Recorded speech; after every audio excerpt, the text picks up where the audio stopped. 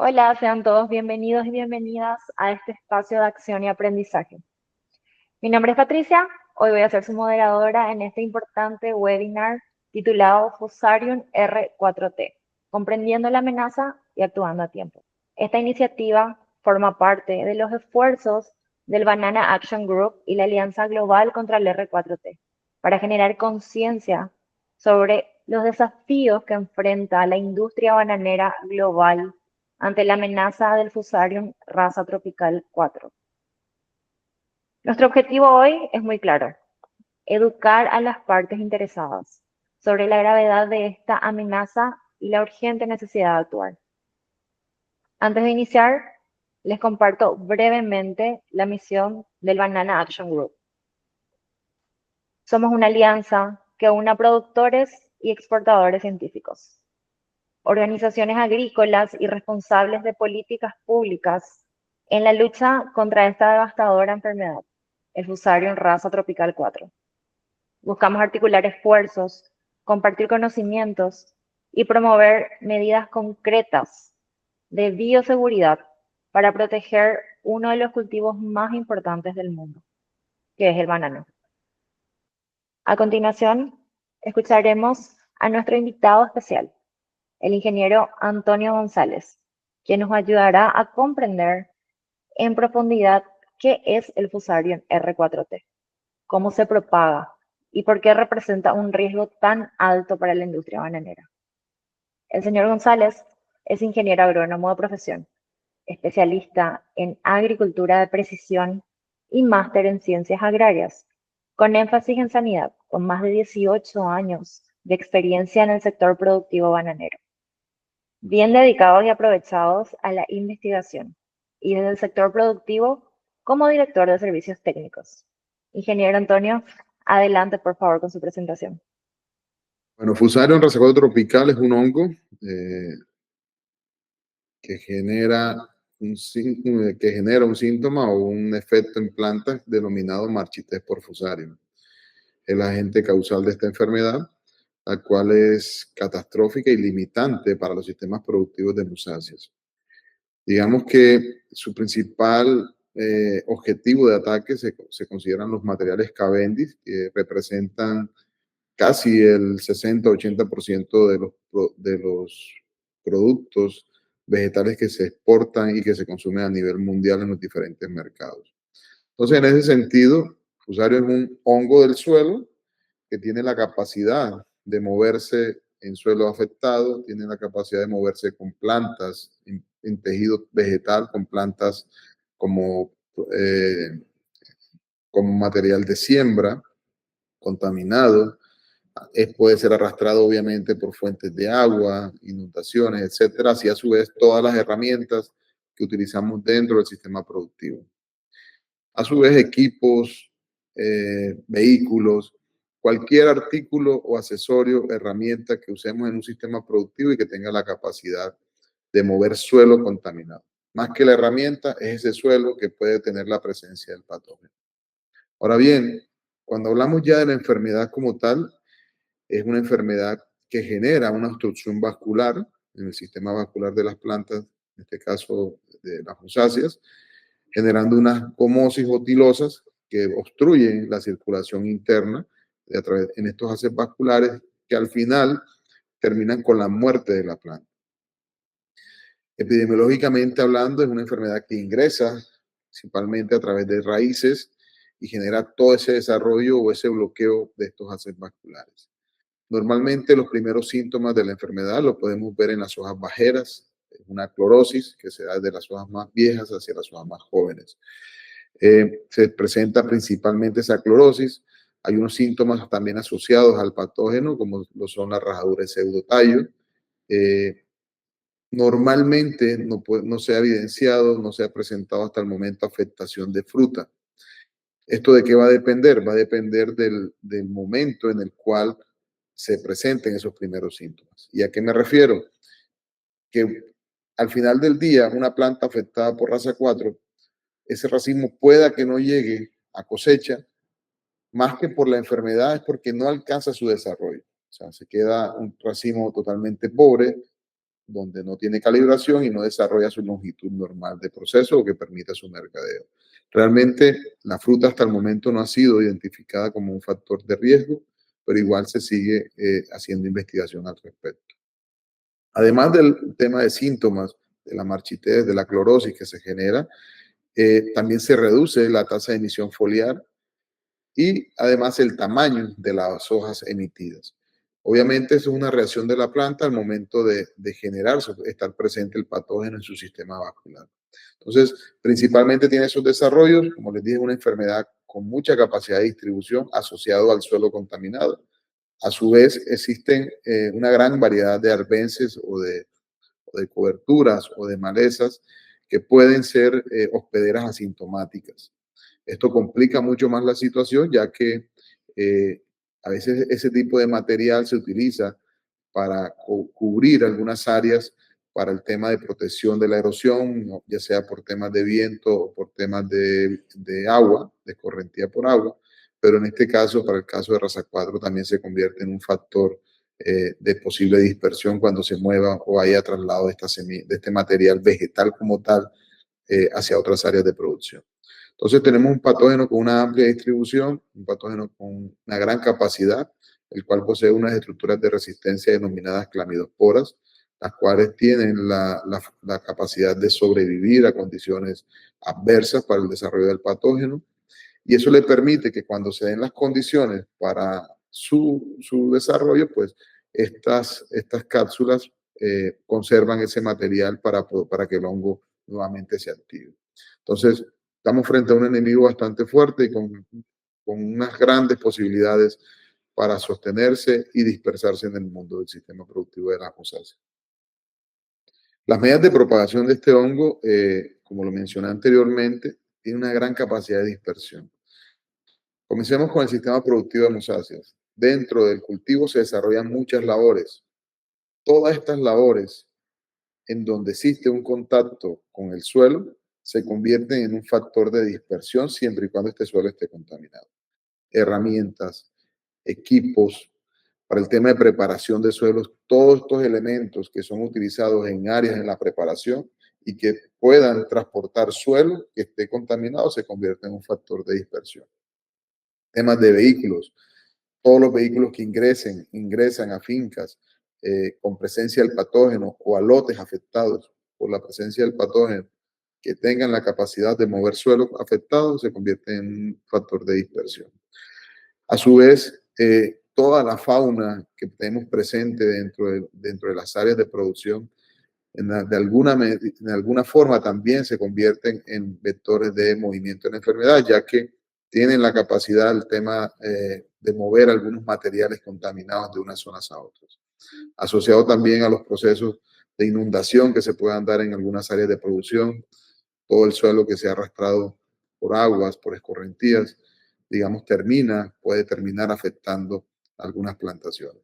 Ahora bien, desde el punto de vista biológico, material vegetal infectado también puede ser una vía y vector de este patógeno, ya que cuando movemos semillas que no responde, semillas de musáceas, que no responde o no son el resultado de un proceso que garantice la inocuidad de este material, pues existe la posibilidad de que estemos moviendo, además del material, la semilla, el patógeno hacia otras áreas libres de esta enfermedad. Entonces, hay una gran variedad, sumado a esto, a la mano de obra, al calzado que estamos utilizando dentro de las plantaciones, que al final del día terminan moviendo suelo. Entonces, tenemos un gran elemento de riesgo que es el suelo y que a su vez, digamos, le da esa gran posibilidad de que se pueda mover el hongo a diferentes zonas.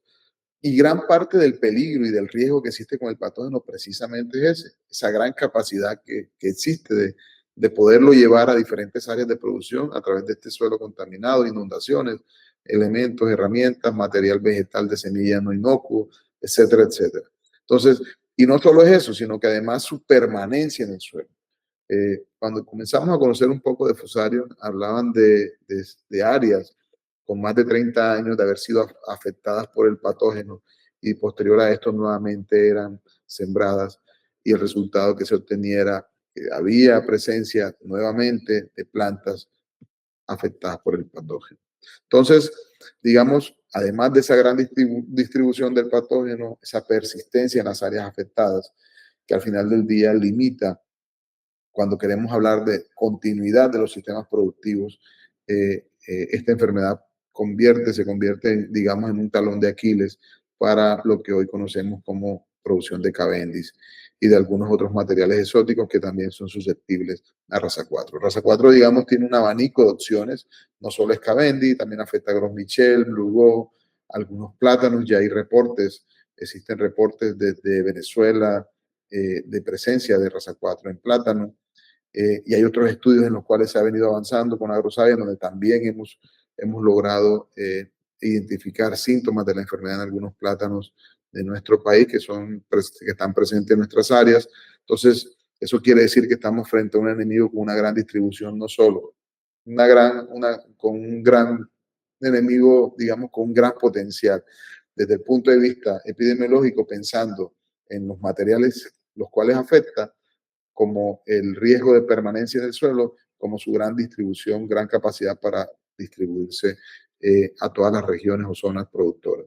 Entonces, haciendo un análisis global para el caso de Colombia, en mi tesis de maestría, logré identificar que bajo condiciones de suelo y bajo condiciones climáticas, gran parte del territorio de nuestro país, digamos, tiene la predisponencia para que el hongo al llegar se pudiera desarrollar.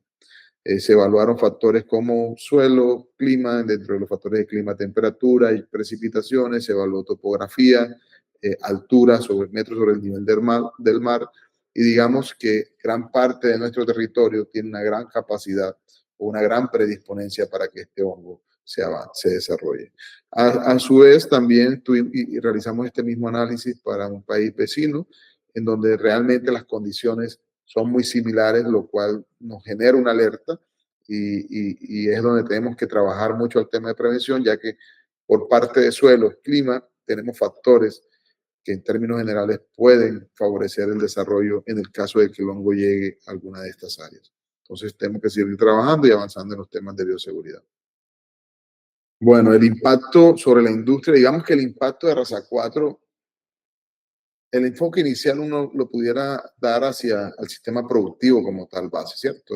Hacia el tema de exportaciones y mercados. Eso es un impacto conocido. Sabemos que según la tasa de incidencia vamos a perder unas áreas y que eso a su vez va a tener un impacto en la disminución de la productividad de las fincas, ya que es un área que inicialmente va a quedar improductiva por un tiempo actualmente indefinido hasta que podamos contar con materiales resistentes. Nosotros venimos desarrollando de la mano de Agrosavia algunas estrategias en manejo para poder, digamos, retomar esas áreas afectadas, pero digamos, estamos avanzando en ese camino. Pero hoy el impacto es directo, ya que estamos perdiendo área de producción. Para el caso de nuestras fincas, digamos, la tasa de rendimiento hombre por hectárea está alrededor de 1.04 o 0.9 para el caso de orgánicas y 0.90 para el caso de fincas convencionales. Entonces, cada hectárea que deje de ser productiva representa en promedio un empleo, una persona que se puede quedar sin empleo. Entonces, no lo miremos, ya tenemos un impacto sobre el sistema productivo en reducción de áreas, en reducción de fruta disponible para exportación. Ahora nos vamos a un impacto socioeconómico del sistema, de las zonas aledañas a los sistemas productivos. Entonces, tenemos un impacto sobre mano de obra que se ve reflejado de manera automática en familias que hacen parte o que están cercanas a los sistemas productivos. Entonces, tenemos zonas del país, en el caso de La Guajira, donde se han visto no solo afectados por la tasa de aumento al perder estos empleos, sino que además esas comunidades se ha reducido el flujo económico, ya que al tener menos personas trabajando, pues obviamente la economía local, la economía in situ de esas zonas termina reduciéndose y al final afectando, generando migración de esas zonas, de esas comunidades hacia otros sectores a buscar empleo. Entonces, y no solo el empleo directo, nosotros cuando hablamos de temas de cultivación, de cultivo de banano o de sistema productivo, tenemos que tener en cuenta que de manera directa tenemos unos empleos que se generan de forma, eh, de forma directa sobre el sistema como tal. Pero a su vez, hay empleos indirectos que se generan del mismo sistema productivo y que a veces se representa 4 o 5 veces más de lo que estamos haciendo de manera directa en la generación de empleo. Y a su vez son familias, estos empleos representan familias, representan comunidades que subsisten alrededor de las áreas de producción de banano, generan economía en el tema de transporte, si hay una reducción en la productividad, hay una reducción obviamente en la compra de insumos, hay una reducción en el uso de equipos de transporte, de carga, que ya no requerimos tantos vehículos, tantas empresas que nos hagan transporte, y a su vez hay una cadena detrás de esto que se afecta como un impacto global sobre los mercados en reducción. Hay que verlo de manera integral, ya que tenemos otros elementos dentro de las que terminan siendo que dejan de ser productivas, por lo pronto, como lo menciono, de manera indefinida, pero que esperemos que en el tiempo logremos tener más claridad y poder darles a conocer estrategias que nos ayuden a poder reactivar estas áreas. Entonces, el enfoque hay que mirarlo de manera mucho más global. Eh, hay un tema y que suma en todo este proceso y es la capacidad que tengamos nosotros de poder sostener y poder afrontar la enfermedad durante el tiempo que esas áreas comiencen a ser improductivas. Entonces, hay que comenzar y ratifico, hay que seguir ahondando y fortaleciéndonos en la implementación de los esquemas de bioseguridad, que ahorita seguramente en alguna de las preguntas vamos a ampliar sobre las estrategias que estamos trabajando dentro de los esquemas de bioseguridad. Ya para ir cerrando este webinario, es importante resaltar, digamos, las acciones que debemos priorizar al momento de hablar de prevención de raza 4 tropical. Lo primero es conocer nuestro riesgo. Cada finca, cada zona tiene unas condiciones totalmente diferentes y por ende, lo primero que debemos hacer es conocer nuestro riesgo, nuestro nivel y tener claridad sobre las posibles fuentes de por dónde podría llegarnos a nuestras fincas o a nuestros sistemas productivos este patógeno. Entonces, con base en ese análisis de riesgo es cuando comenzamos a establecer o a construir las diferentes acciones desde bioseguridad que irían a mitigar cada uno de los riesgos. Recordemos y tengamos claridad, el riesgo nunca es cero. Siempre existe un riesgo. Ahora, con las medidas, mitigo ese riesgo y bajo la posibilidad de que se me presente a través de esa ruta. Entonces, primero análisis de riesgo, establezco mi medida de bioseguridad. Muy importante tener la oportunidad de poder comenzar a generar condiciones antagonistas de mi suelo frente a la posible llegada del hombre. ¿Y de qué estamos hablando? Por ejemplo, programas biológicos, que tengamos productos biológicos que sean certificados, que realmente cumplan con lo que dicen en sus etiquetas y que ya están hoy en día identificados como algunos microorganismos que pueden generar ese antagonismo frente a raza 4. Hablamos de tricodermas, de bacilos, de pseudomonas, etcétera, etcétera. Entonces ya tenemos algunos microorganismos identificados y que nos permiten comenzar a generar una prevención cuando el patógeno aún no ha llegado. Entonces tenemos análisis de riesgo, implementación de acciones de bioseguridad, temas de programas biológicos y a su vez comienza una cadena de elementos que a veces no los tenemos en cuenta como los movimientos, transporte, equipos. Tenemos que generar una gran red de comunicación de cómo se están moviendo los equipos y de cómo se mueve el personal, de cómo se está moviendo nuestro equipo de trabajo, porque al final del día es importante frente a un positivo en algunas fincas tener claridad de cuáles han sido las rutas de comunicación de esas fincas con el resto de las zonas productivas. Entonces, una gran red de comunicación donde podamos realmente cruzar cómo se está moviendo el personal administrativo, técnico, equipamientos, equipos, movimientos, transporte, etcétera, etcétera. Entonces, principalmente enfoquémonos en eso, que nos va a ayudar digamos, a afrontar y a detectar de manera oportuna. Obviamente hay un concepto que no lo he mencionado y el tema de vigilancia y monitoreo. Hay que estar muy atento y muy alerta con cualquier planta sospechosa cuyos síntomas pudieran estar asociados con la enfermedad.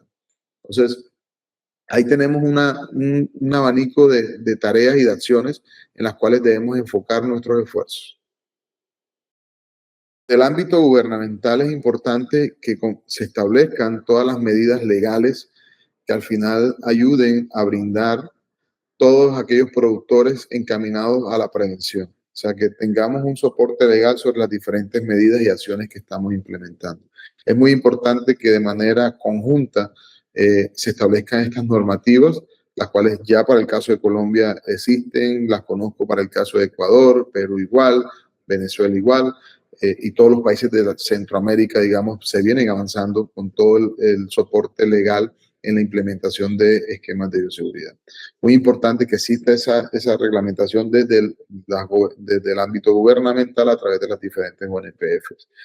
Ahí hay que tener algo en cuenta y es el costo que está asumiendo cada productor al momento de implementar bioseguridad. Y en eso necesitamos un gran apoyo por parte de los mercados con relación al tema del precio de compra de la fruta. Y ahí, obviamente, al tener un mayor gasto y una mayor inversión sobre el mismo sistema productivo, pues sería muy conveniente que pudiéramos tener una mejor retribución del producto final que es exportado hacia los diferentes mercados del mundo. Entonces, desde cada ámbito, digamos, cada uno aporta desde su rol y creo que esto ayudaría ampliamente a poder, en primera medida, prevenir que no ingrese el patógeno en algunas áreas y en las que ya está presente, poder realizar una contención que siga siendo efectiva frente al patógeno. Agradecemos al ingeniero González por compartir sus conocimientos y por ayudarnos a dimensionar el desafío que estamos enfrentando. Como hemos visto, el Fusarium R4T no conoce fronteras y requiere de una respuesta coordinada, informada y, lo más importante, urgente. Desde el Banana Action Group hacemos un llamado a todos los productores a implementar medidas preventivas y a los responsables políticos a fortalecer los marcos regulatorios y a los consumidores a apoyar prácticas agrícolas responsables. Si desean más información, materiales técnicos o sumarse a las acciones colectivas, los invitamos a seguirnos en nuestras redes sociales como Banana Action Group en Facebook, Instagram y LinkedIn.